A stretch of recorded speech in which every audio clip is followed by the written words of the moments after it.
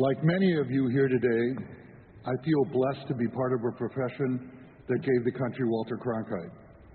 In a way, we at CBS and ABC and NBC are keepers of a flame he lighted nearly half a century ago. I worked for Walter for 6 years until 1980, traveling with him at times, producing pieces for the evening news. And all of us associate producers were very proud to say we were Cronkites. 27 years later, I've returned to the broadcast as executive producer, and the question people ask me most is what's changed in all those years? My answer is plenty. The technology, the finances, the faces on the screen, and the never-ending debate over the future of the evening news. But throughout our profession at the network level, one thing has remained constant, and it's that flame. A constant reminder to be true to the standards Walter set for us and demanded of us, to be fair and honest in our reporting, to get the story not only first, but most importantly, to get it right, to be respectful of our viewers, to never talk down to them or take them for granted. Back in Walter's time, we didn't begin our evening newscast with headlines. You know, headlines are designed to bring viewers in, to tell them what's special about that night's program and to give them a reason to watch. We didn't need headlines for that.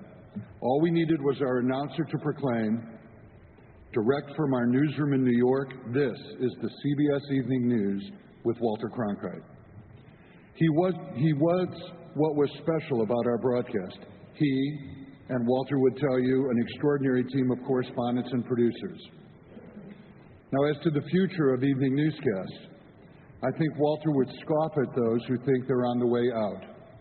He might say there were times they've lost their focus, but never their mission. And that is to inform the public, and Walter knew nothing is more important to a democracy than that. And he took that responsibility very seriously, and we still do.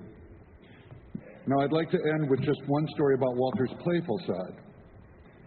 One night after the evening news, Walter came into the fishbowl, which is the production area producers use, and he found a number of us, including our executive producer at the time, Bud Benjamin, taking phone calls. What's going on, he asked.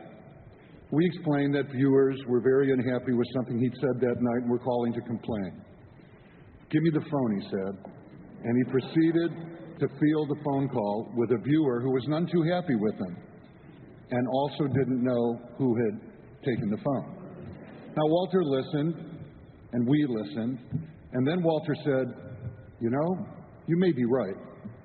Maybe Walter's gone too far. You can't make it up. Maybe he should be disciplined.